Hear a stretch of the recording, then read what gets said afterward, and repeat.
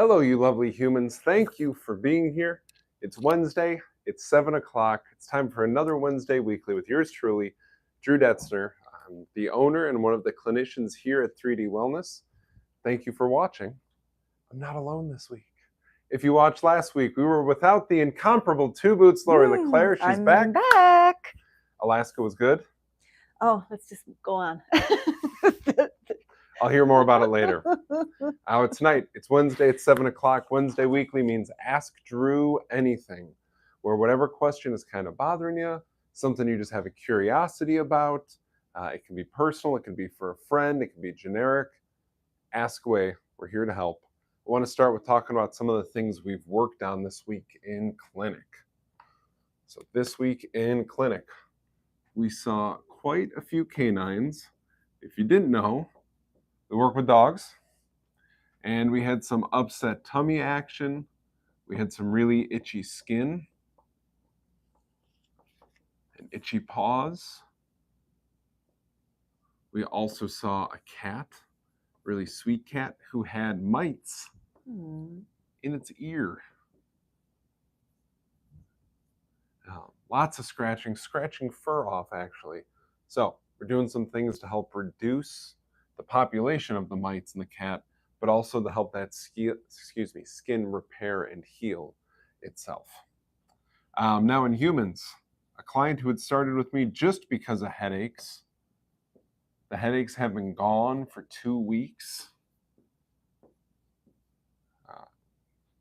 Existence is much more tolerable for that human since the headaches are gone now.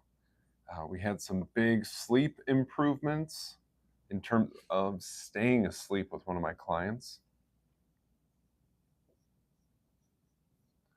And then one of the big ones that comes up all the time, that fatigue thing. We had a wide variety of clients saying that their energy levels were just going up, up, up. And it's cool to see that for a couple of reasons. One of the clients I'm thinking of, around 2:30 in the afternoon, his energy was so low that he was needing an energy drink to get to the rest of his workday. But then that was messing with him falling asleep later on when he knew he should be getting to bed, but he was still pretty wired because of that 2 o'clock, 2:30 energy drink. So that was good to see. Another client was making coffee at home, but for a long time before I met them had been so tired that they were stopping at a coffee shop on their way to work to get another coffee.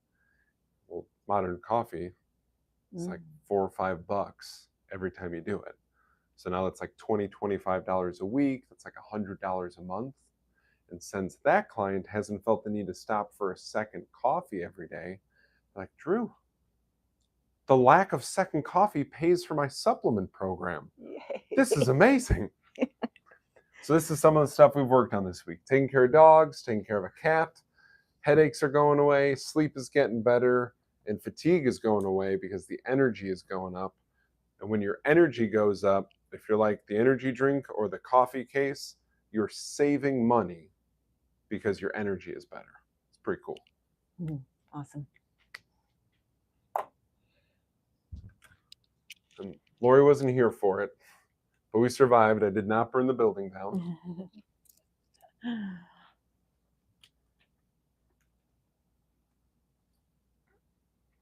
All right, Lori, any questions? We have a question that was submitted by someone by the name of Carol that I'd like to read.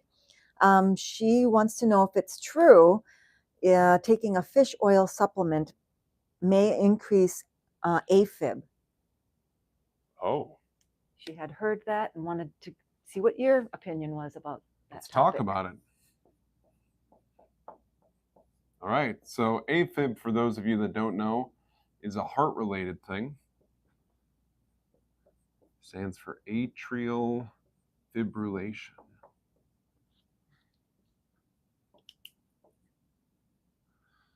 Okay, so when you're in AFib, what it basically means, think of your heart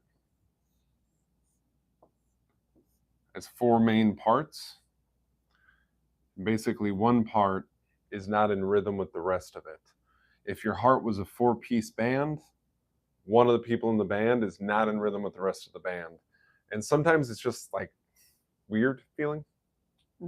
Sometimes it can actually hurt, and sometimes it's really scary because it feels like your whole heart is going to go out of rhythm. Okay, so that's atrial fibrillation. Now, saying that a fish oil, which is a natural source of omega-3 fatty acids,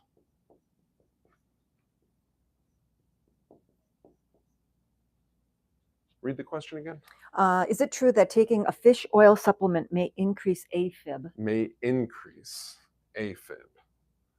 Okay, so fish oils contain omega-3s, which are a kind of fatty acid. There are specifically two kinds in fish oil, DHA and EPA. Okay. Increase AFib leads me to believe the person is already dealing with AFib. Correct. Okay. In fact, I believe she's had an ablation. It was that bad. So an ablation is when they actually intentionally strike a spot in the heart to try to get that part of the heart that's out of rhythm to stop being out of rhythm. They burn and it. It was successful too. Okay. Like she's doing great in that regard. Which is good to hear. But DHA and EPA, the omega-3 fatty acids, don't excite the heart. They don't have any influence on heart rhythm. So I cannot picture a scenario where omega-3s would worsen AFib. Carol, hopefully you watch this, whether it's on YouTube or on Instagram. Please send me whatever that source is. The best email, 3dnewberlin@gmail.com. Send me whatever that source is. I'd really like to look into that, because I cannot picture a scenario where good fats are affecting heart rhythm. Fair enough. Yeah. But now I got some info on omega-3s, and if you've heard people say AFib and you didn't know what it was, now you know what it stands for. All right, we've got questions rolling in now. Cool. It's just because you were gone last week.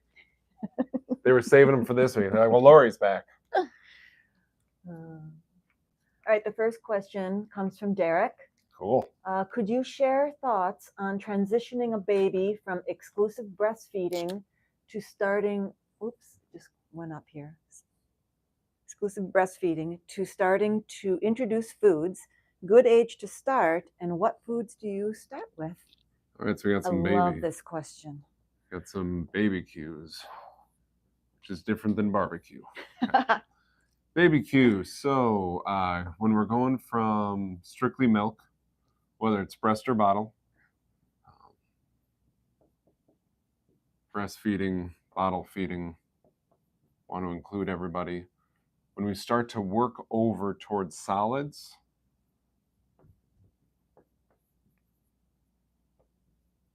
a couple of things that I've seen clinically go really well. So I'm going to base this off of my experience. You can Google it and you can see 1,000 different versions of this. But I've been really fortunate to work on quite a few pregnancies and postpartum cases. So I'm going to tell you from my experience what I saw go the best. So the foods get introduced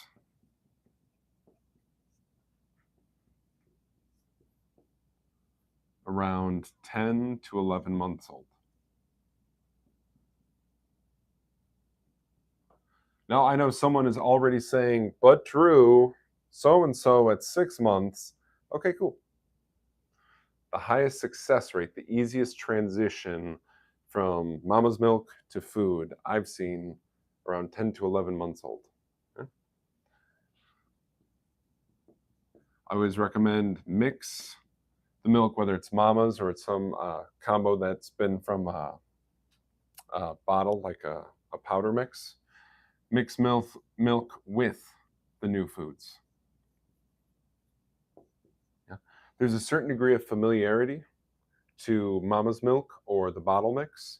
And when the kiddo picks up those tastes behind the egg yolk or the avocado, the foods we're about to talk about, it helps them go like, oh no, this isn't so strange. It's kind of familiar. I recognize some of what's going on here. And the other thing that people don't talk about with this is there's also digestive aids in mama's milk So when you mix mama's milk in with a food, you're actually making it easier for kiddo to break that down. So definitely mix the milk in.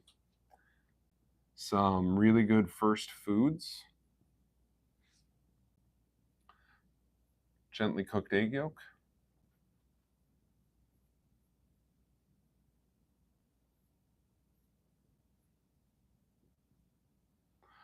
Avocado.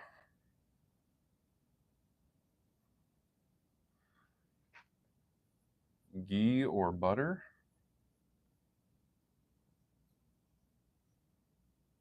And then different mashed, cooked produce.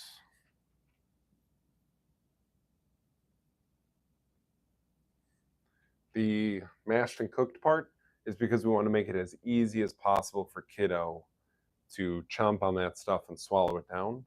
Also, the cooking part helps break down the food a little bit, so again, it's easier for the digestive tract. Was that all the parts of the question? I thought you covered everything. One of my thoughts that I had was, so often you hear society or whoever is giving recommendations to do the cereal at 6 months. Yes. Maybe kind of I can speak elaborate to that. on why that's not such a good idea. Why no cereal? And that is because of a process called extrusion. So extrusion is a process where a food like corn or rice gets so heavily processed that it can be manipulated into different shapes and hold its shape. I'll give you an example. Tell me something in nature that looks like rice checks. Tell me something in nature that looks like a Fruit Loop. Nothing. Tell me something in nature that is a crunchy little ball that's mostly air and in the shape of a Cocoa Puff or a Cheerio, okay? But when you extrude different foods, they get so damaged and so reduced that you can manipulate them into all sorts of different shapes. If the food has been processed so heavily that it can be manipulated into all sorts of different shapes, then it's been damaged. Breakfast cereals, for the vast majority, are extruded and are not nourishing, are a stressor on the body. I don't recommend them for people of any age, especially a really small human whose digestive functioning is just coming online. I get that Cheerios are convenient. I get that Chex Mix avoids a lot of the food allergen list, but so do avocados and ghee and different produce. So it's not like rice checks is the only option if you have an allergen thing going on. Okay. That's why no cereal. Okay. Was that all the parts? That was all the parts. Cool. Really good question. Yeah. Yeah. So when you're transitioning from mama's milk or from the bottle to solid foods, start around 10 to 11 months. Always mix what the kiddo is used to with the new food. Really good first foods. I'm especially fond of the gently cooked egg yolk and the avocado. You can also do ghee or butter and mashed cooked produce. And no cereal, because cereal is way too damaged and processed. There's no benefit. It's just calories. Okay, I've got an extra question. The cooked egg yolk, so no white. No white. Can you elaborate on that, please? Yeah, the yolk is vastly more nutritious than the white, and it more closely mimics mama's milk. So it's more likely the kiddo is going to go like, oh, yeah, I can work with this. It's got the B vitamin choline, it's got vitamin A, it's got cholesterol, it's got good fats, it's got a lot of the things that a developing human needs, whereas the egg white is just straight protein. And a developing human who's been on mama's milk has never had straight protein before. Okay. So that can be a little shock to the system. The yolk is much more closer to what mama made. Okay. Yeah. Good question. Good. Thanks for asking, Derek. Where were you 20-some years ago in my life when I was having babies? I hear that with clients when I work with them on the second, third, fourth, fifth pregnancy, but not the first one. Or like, where were you? I'm like, sweet Erica. She's like, where were you? Thinking of another client named Jane. She's like, where were you? Right. All right, we've got a 3-part question from Junkyard Jen. Junkyard Jen. Okay, part 1. I'm going to interject for just a second. I haven't ordered any discs yet, Jen. I will let you know when I do. I will show them to you, I promise. Sorry, go ahead with the question. All right, part 1. I had surgery 12 weeks ago and want to start taking supplements to help dissolve the scar tissue. When is it best to start without impacting my body's healing process? And what are the best supplements to do this? Do you want me to read the 3rd part just so you get the full picture? It's related. Okay, run it. I have one with a systemic enzyme blend, the highest ingredient being serapeptase. Overall thoughts. Okay. Okay. So it was when to start, what to start. For the scar tissue, right? Yeah. Yep. Okay. Best to start. Yep. And what? Okay, cool. So when? You're a good listener, Drew. I do what I can. Thank you. When? ASAP. You didn't really lose a lot of time. It's no big deal. I'll start people on post-surgical recovery protocols. That was a mouthful. As soon as 2 weeks after surgery to jump in and get things going. So as soon as 2 weeks.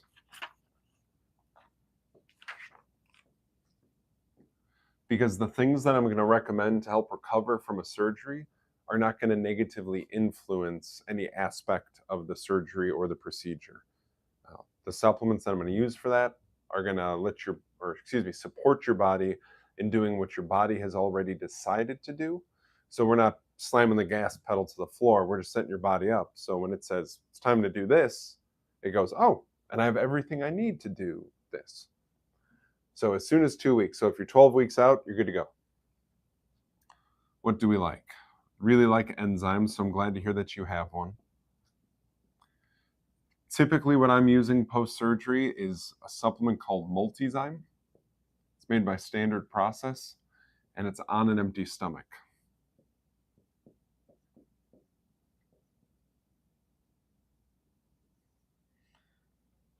When we take Multizyme on an empty stomach, it goes through our body and it looks for inflammation. It also helps clean up some debris. So especially with any surgery that has happened in the abdomen, but surgery anywhere, Multizyme gets to work. If there's no debris to clean up, if there's nothing related to the surgery to clean up, then Multizyme on an empty stomach will go through your intestines and clean up food that wasn't completely digested, which is pretty awesome because it means less gas, less bloating. Pretty cool. And it's made out of food, so it's really safe to take. The other thing I really like people to do is make sure that they're getting some form of calcium. I like this from either calcium lactate by Standard Process or Mintran by Standard Process. And this is tissue repair. So even if somebody has a laparoscopic surgery, meaning the incisions are going to be really small, I still want to make sure, because they're cutting through multiple things, skin, connective tissue, muscle, fat deposits, nerves, all that stuff. I want to make sure all those tissues are getting supported so they can recover ideally. Calcium is involved in that. These 2 supplements are some of the easiest for the body to convert from supplement into body. So I like using those. Enzymes, calcium, and then chlorophyll.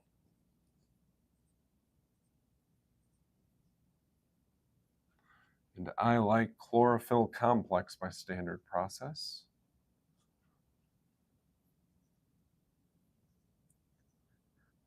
This is also tissue repair, but it's also a blood builder. And the reason I want that is far and away when you're recovering from a surgery, your blood is going to be responsible for cleaning up a lot of the mess and delivering the new nutrients to those sites where the surgery was or the procedure was to help it recover.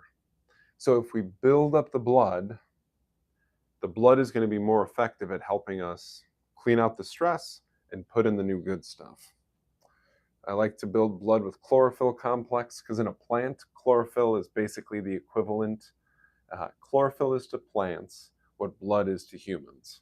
Mm. So we're taking a plant version of something. There's an incredible amount of overlap in terms of nutrients between chlorophyll and human blood. And I'm not going to tell you to drink human blood. How about that? Okay. So post-surgery, you can totally jump in because as soon as 2 weeks after surgery, we can apply these things without worrying about interfering with anything. I like enzymes. I heard that you have one. I like multizyme a lot, but always take it on an empty stomach. If you take it with food, it'll just digest the food. I like calcium for tissue repair. Here are my two favorites. And I like chlorophyll for tissue and for blood building. Here's my favorite source of that one. I've got a question then. Yeah. In the past, I've heard things like wheat germ oil or other products. Yeah. Does that ever come into play here anymore? Yeah, for the topical part? For topical. Yeah. Okay. So if we're going to talk about the exterior of the body, because largely this is for interior issues. Okay. Topically, yeah, you can use some wheat germ oil. Again, I use the standard process one because I know how they make it. Their quality control is unbeatable, and the freshness of it is unbeatable. Mm-hmm. Topically, wheat germ oil once a day, twice a day. The wheat germ oil comes in little pearls. You can pop them with a paper clip or a pin, put them on your finger, and then wherever your incision is, you just massage it into there for about a minute. And you can do that once or twice a day. Should the time when it's applied be longer than 2 weeks? Does that depend on the scar? Yeah. Right? I mean, you need that kind of all sealed up and...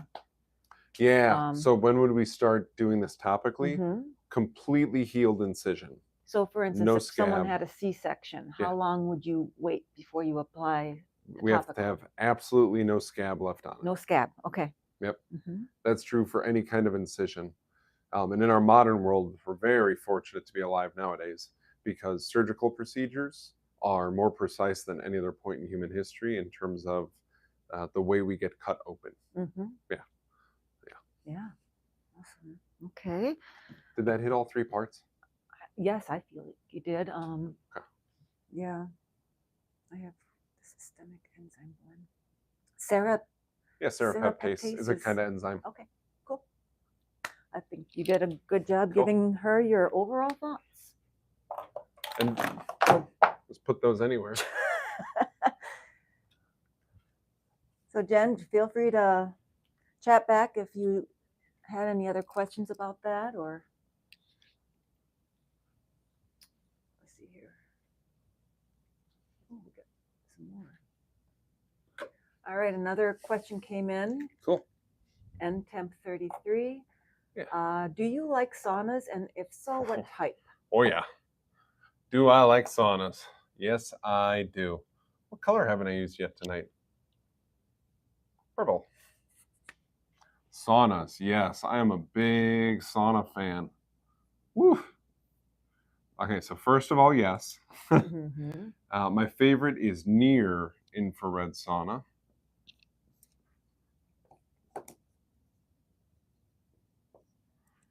Sometimes it's called NIR, which is also pronounced near.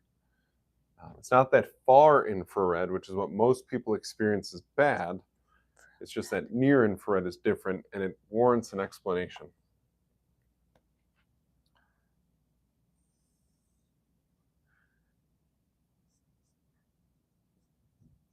So infrared light is a whole spectrum. And there's near all the way to far.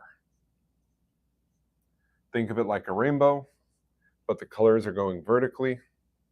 So over here is like your Roy G. Biv, your red, your orange, your yellow, and over here would be your blue, indigo, violet kind of thing, with green right in the middle.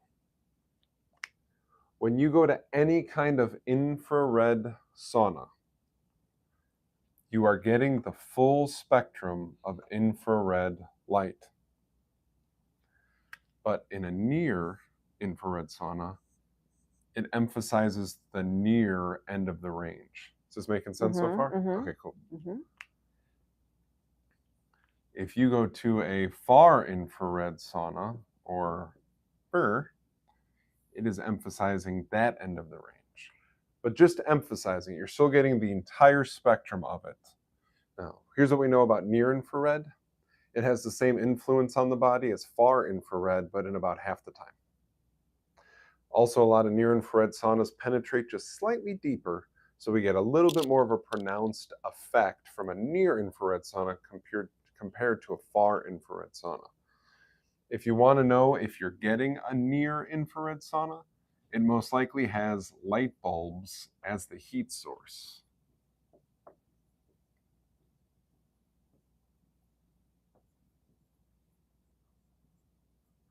So, those of you who have been in saunas before, you may have been in like a steam sauna that had hot rocks in a box, okay? And it was pumping out heat from that. That's one kind of sauna, that's far infrared. If you're in a sauna where there's just like a black element on the wall and heat pours out of there, like a slit in the wall and heat pours out of there, it's probably far infrared. But when you're in a sauna where light bulbs are the heat source, not that the sauna is illuminated. I had a client say that one time. Don't all saunas have light bulbs in them? Okay, where they're the heat source, that's most likely a near infrared, and that's emphasizing this end of the infrared spectrum, which is just a little bit more efficient.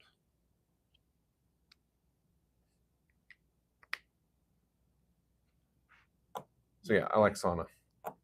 If we had space here, we would have a sauna here. There was a room that was potentially going to be turned into a little sauna room here, but our shipping and receiving department took off and then annexed that room. So maybe someday.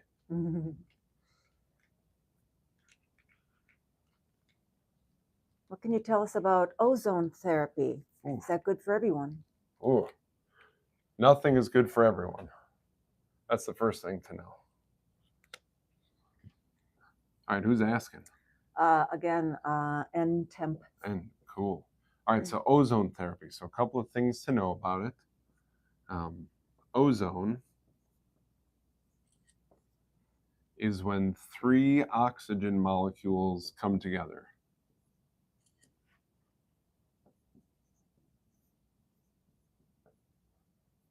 Okay. It'll naturally occur. There are also machines that will do it for you, ozone generators. Okay. It's important to know that ozone is very difficult for lungs to clear it.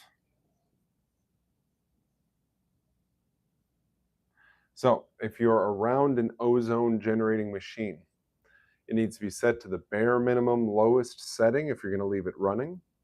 If you're trying to quote unquote ozone bomb a room, which a lot of people do for things like odors and mold issues, you need to get everything living out of that room unless you want it to cease to be living. This includes plants and pets, because it is very difficult for lungs to clear ozone. So much so that if you try to stay in a room with an industrial ozone generator, you will feel your lungs tightening. You will feel the incredible discomfort. A lot of people also report feelings of panic or anxiety when they get too much ozone at one time. Okay? There are ozonated oils.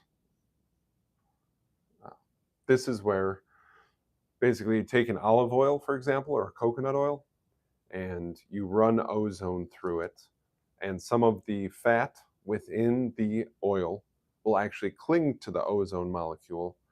And where it's most commonly used is for things like dental health.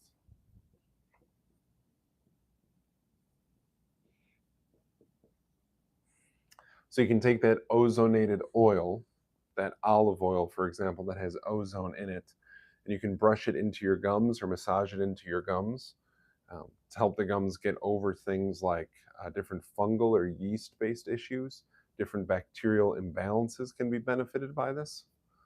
And because the ozone is clinging to the oil, there's less concern about the difficulty for the lungs to clear it. Okay? You can also use it for different skin issues. If you are going to ingest ozone or an ozonated product or put it on your skin, please start with an incredibly small amount in a test area, like right here on the inside of your wrist, to make sure that your skin tolerates it well before you start cleaning your whole mouth or putting on a big patch of something across your arm. Just make sure your body tolerates it well before you jump into it. I don't recommend a ton of ozone therapy, mostly because there's not a wealth of research on it, or at least long-term studies on it. And I'm really big on doing the stuff that's been proven time and time again, because that's the stuff that I find works best. That's ozone. All right. We're all over the road tonight. And they keep rolling in. Wow, right on. Derek has some follow-up questions about the whole baby questions. Cool. Now he wants to know, what about pre-made purees? Purees? Yeah, purees. Or something like that. And also when to introduce common allergens like peanut butter. Yeah. Pre-made foods for baby.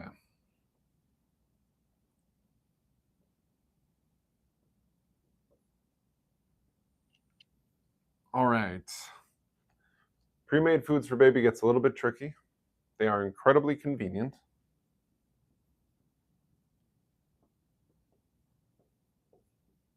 So I really like them for travel or when you're quote unquote in a pinch. I don't want to make it a staple in the kids' eating because I want to get as much fresh stuff as possible. And a lot of these pre-made baby foods have been processed and are sitting in a container for weeks or months before they make it to the store shelf.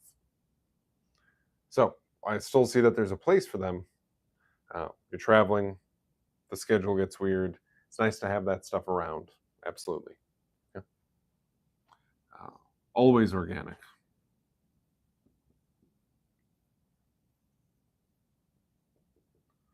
That sweet little human who's going to be eating this stuff, their body has not yet developed all the mechanisms needed that an adult human body has to help fend off things like pesticide issues, fungicide, et cetera, et cetera. So we want to make sure that we're ingesting as little as possible when it comes to those things. So when you're in the baby food aisle, make sure you're exclusively buying organic. Fortunately, baby food, whether organic or not, the price difference is almost negligible. It's pretty cool. Wow. It's not the same once you get to adult food. Okay? Always organic. And then there's an avoid list because it's real tough to digest. So avoid pea protein, which is becoming ever more popular. It's difficult to digest. Avoid chickpeas. Those are very difficult to digest also. What's the other stuff I would call out? Have attention on if there's milk in it.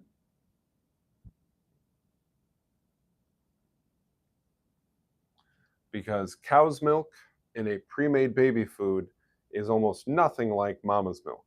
So when a kiddo's going from mama's milk to all of a sudden this kind of processed cow's milk, it's night and day different. They are not the same animal at all. There's a second part to it. Let's see. Pre-made. We got to change this position. This is really awkward. Common allergens like peanut butter. Common allergens. Thank you. That's what it was.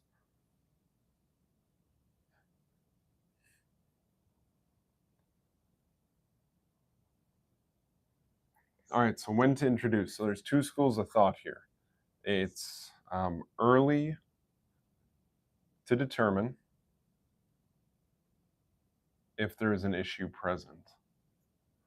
There's a little bit of research that says if you introduce the allergens early on, the kid is going to be less likely to develop an allergy to that food.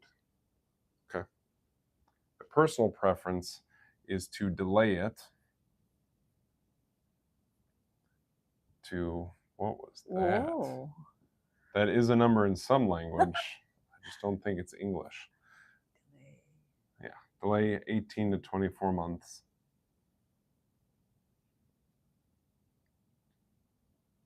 Because that is when their immune system actually starts to develop.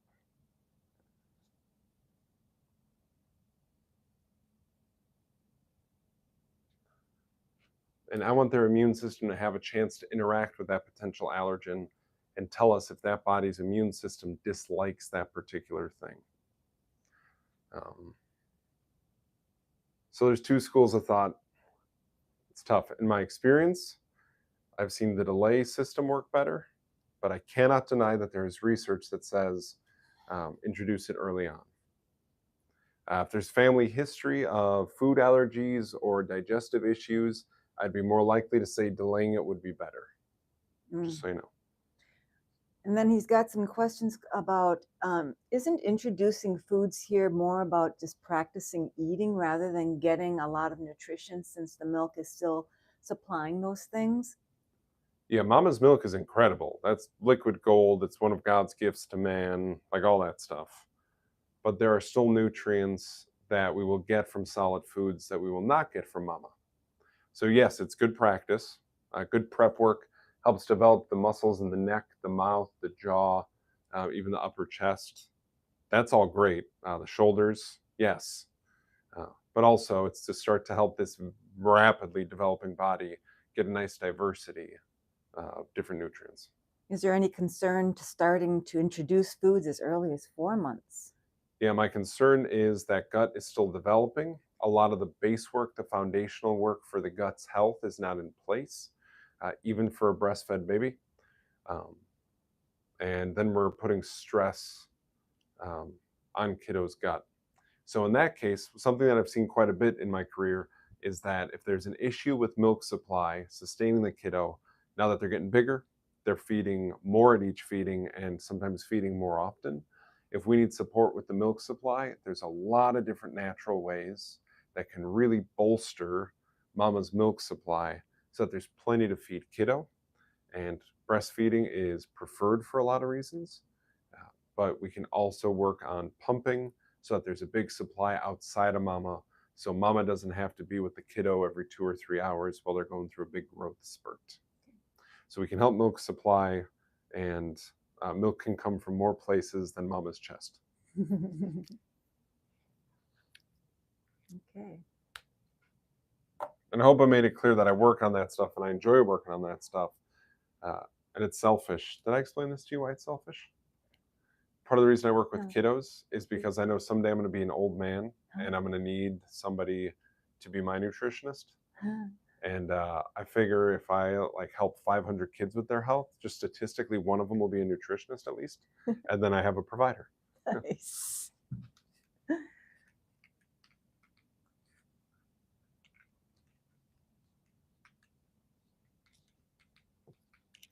And the topic of peanut butter is a whole nother issue, isn't it?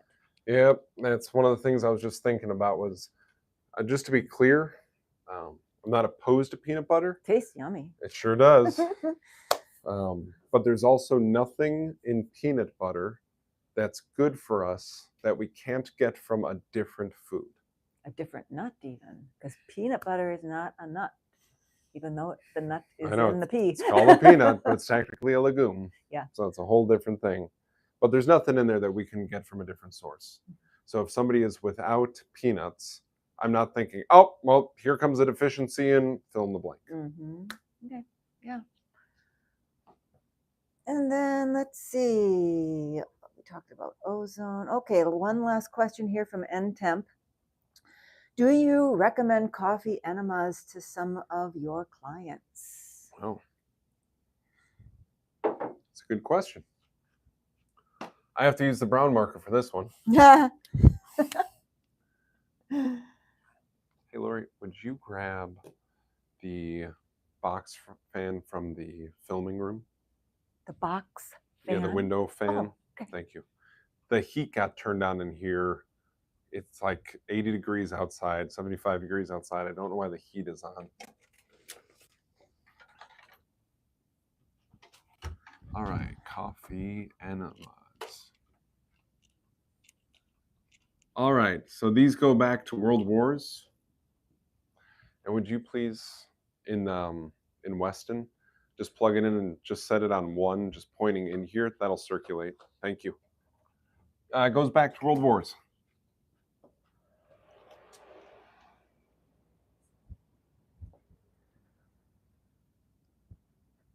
where a nurse, oh, it's already better, thank you. You're welcome. Where a nurse ran out of morphine.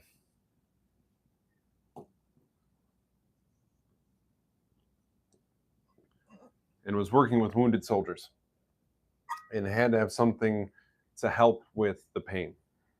And apparently she was aware that doing a coffee enema accelerates the rate at which the liver can remove debris and toxicity from the blood. And one of the issues with pain is that it creates quite a bit of debris, quite a bit of buildup of things like inflammation, et cetera, et cetera.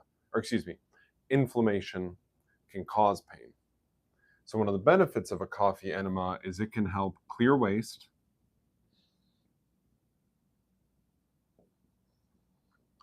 It can help speed up a liver.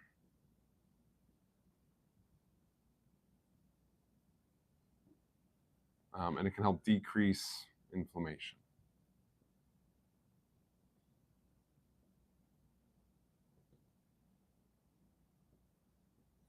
So all really good stuff. I don't recommend a lot of them to clients. I'll tell you why. The few times I have, it was a pretty extraordinary case. So often it has to be pretty extraordinary.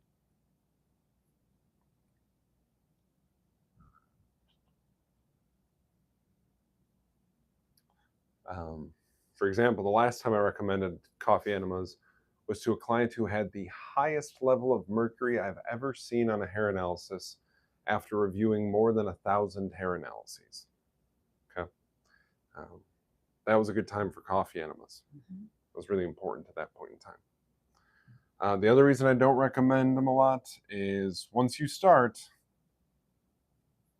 you should really continue them for at least a year.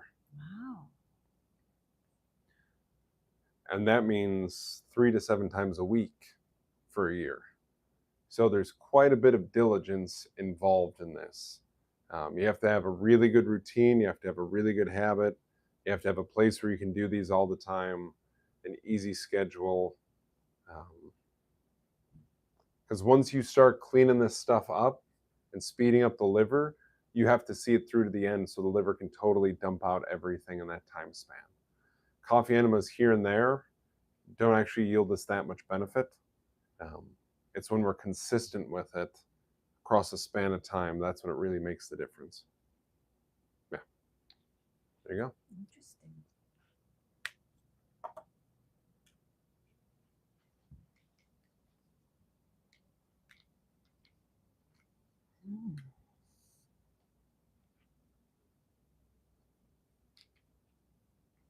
She says thank you. Yeah, you're welcome. And no other questions. That was really good. Yeah. Y'all are great.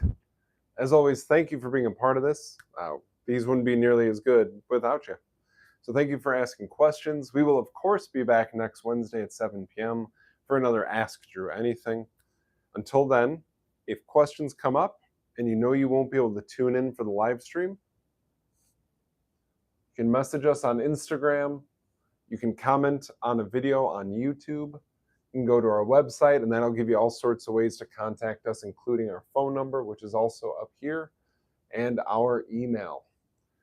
Because whatever the question is, or whatever you have going on, we always want you feeling supported. Have a great week. You'll see me soon.